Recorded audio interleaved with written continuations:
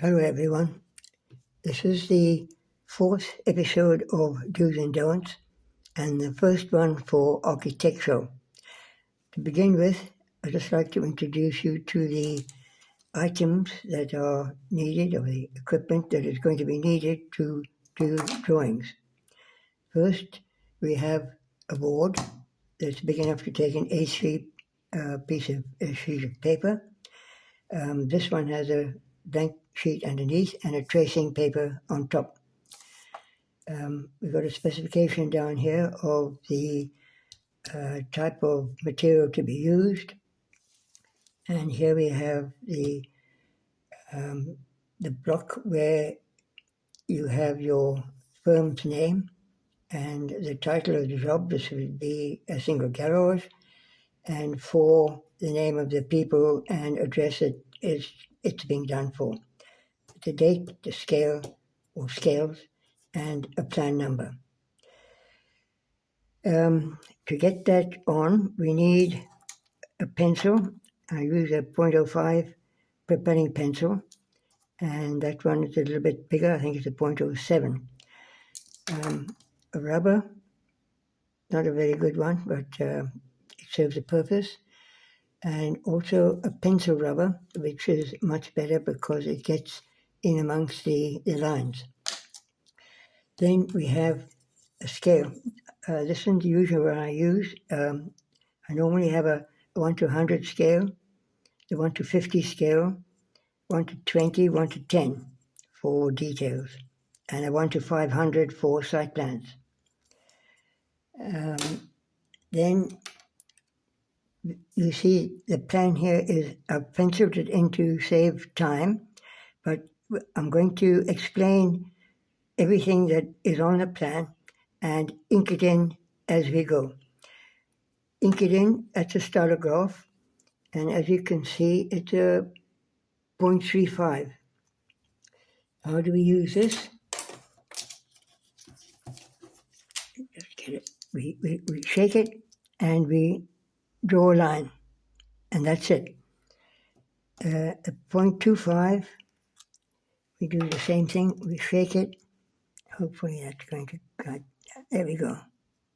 It needs a little bit more shaking to get through. A nice straight line on here. That's it. So there we have the two thicknesses of pen nib that you can see, and I'll explain why shortly we do that. Besides that, you might, not necessary, but a compass is always a good idea. I've had this one for, I think, since 1975 probably. You then need a set square. This is a small one. Where are we? Let's get it into. It's a small one, and that's a larger one. This one helps because we can use it to draw a line straight up without having to move the thing. And then another useful item is a protractor. There's a set on there. We want to check that as a 15-degree pitch. And so it is, 15 degrees. It's useful because that's got 360 on it, and the other ones are 90 and 45. Following that, we have another few items here that will assist. Get rid of that. We've got a stencil, 0.25, 0.25. That's a bit bigger, 0.5, I think. Where are we here? 0.35 there. And this is a still bigger one.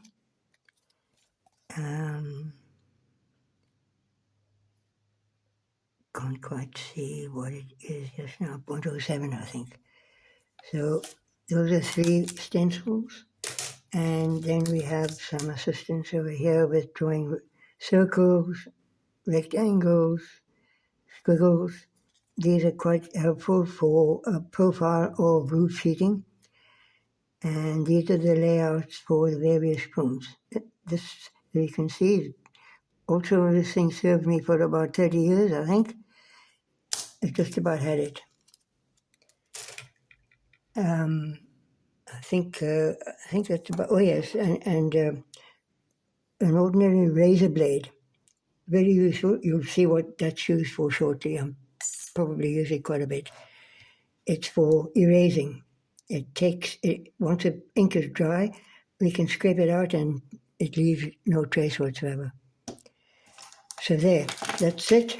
Let's start on the drawing up the plan, and we'll do that with a 0.35 for the walls. I'm going to take a seat on this one. Let's see, we're working right here. Right, just get some goggles on. So, I'm going to start showing you how this works, but then I'll get on with it without the recording going.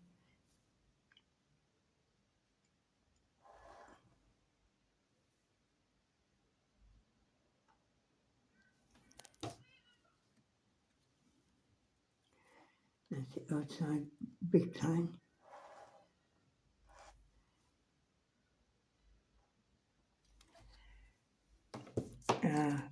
These days, a lot of this work is done on computer, but a computer costs a lot of money, not to mention the software.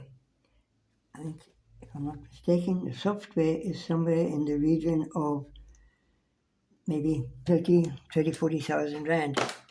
And that's a bit heavy to outlay when you're starting. I started like this and I'm ending like this.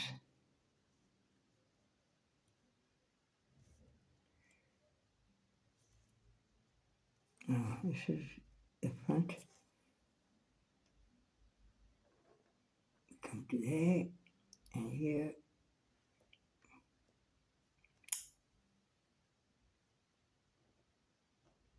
To there. And this is the outside line.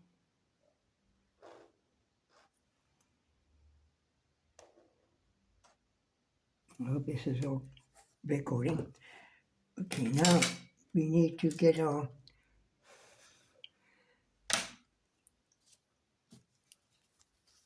we've got a little bit of a glitch over here, so that's going to take care of it. I just want to make sure that the ink is dry there. I think so. Now we're going to take that little blob out.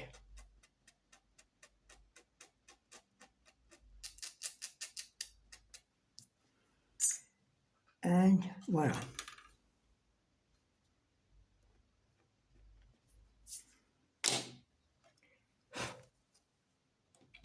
Without using 3.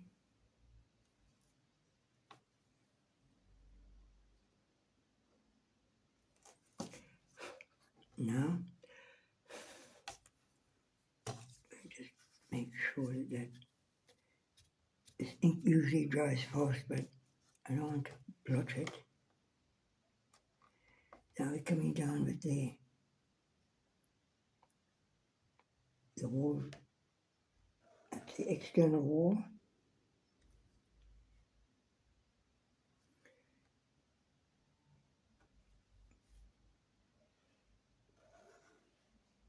That's the internal. This is the garage door reveal. The rear door reveal. garage door reveal.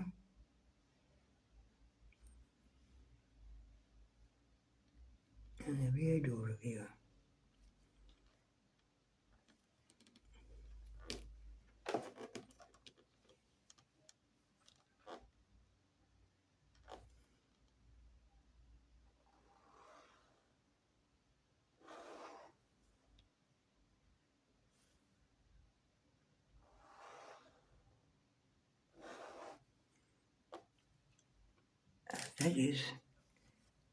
That's the walls.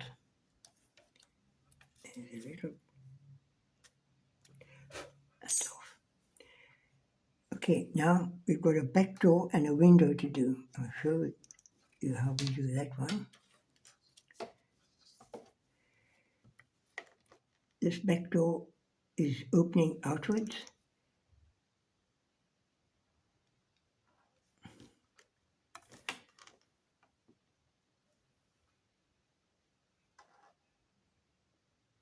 That's there. And now we do the window. First we do the outside line of the sill. There. Now we draw the window. The window is this double line that represents the outside face of the window, and that represents the inside face of the window, and this is the sill line on the inside. Done.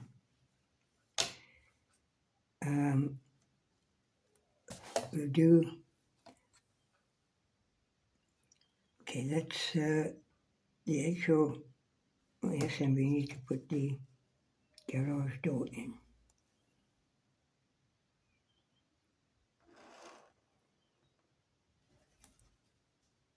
Again, a double line to show the front and the back of the door. And there we have it. Let's take off that little bit there. Now we can do, still with the 0.25. This is going to be the roof line. I'm superimposing the roof over here.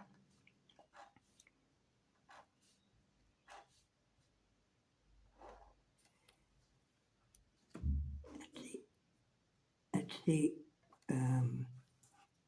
barge board thickness.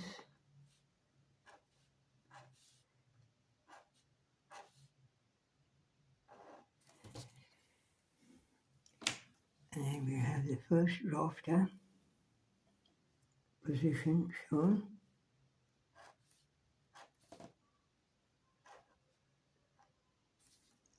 And that has a thickness.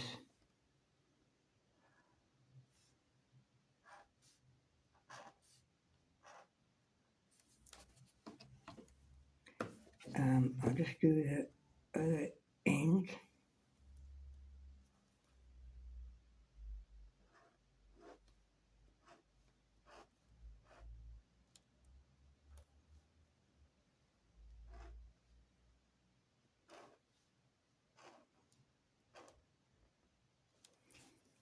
And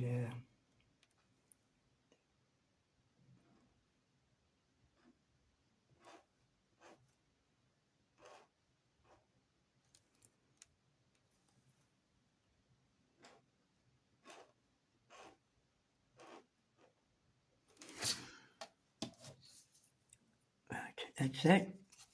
Whenever you finish, just clean up your nib so that the ink doesn't dry on it and give you hassles the next time you want to use it. So that's the beginning of the inking in story. Just to run through what we have here. That's a plan, a garage plan at a 1:50 scale. They've just done the outside walls as you've seen, and that is the garage door. And a back door and a window. That is, those dotted lines represent the roof These are 1, 2, 3, 4, 5 rafters. Those will be 114/38. You'll have a fascia on front and back and a barge board on either end. They'll probably be 152 by 38, as shown over here. The plan dimensions, front and back and on both sides. Standard single garage, 3 meter internal by 6 meter internal. Plus the 230 wall on either side gives you 460, 3.46 and 6.46 overall. Then you have the 4 elevations, the front and the back elevation, this elevation with the window and the elevation without. Those will get labeled as north, south, east, and west once we do the site plan. This is a site plan for a house, for a double garage, but we can take it that,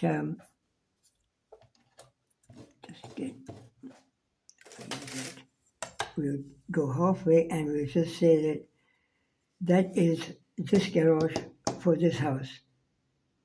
And I'll be explaining quite a lot about the site plan a bit later on. And where you have a garage and a house, you would usually need to do some paving. And in my post office box, I discovered a flyer, and it was from Thomas Paving, cell number 062 398 5735. And he does various designs of paving in for external workers, brick paving, as you can see. And he also does tree felling. He moves trees, plot clearing, palm clearing, trimming, trunk removal, all crushed cleanups, and all material removal, which is a good thing. He gets rid of all the rubber and stuff when he's done. Thomas, that number, give him a ring if you need any of that sort of stuff done. Right. Thank you very much. We'll get that off now. And I'm going to switch off until we get ready on the next bit.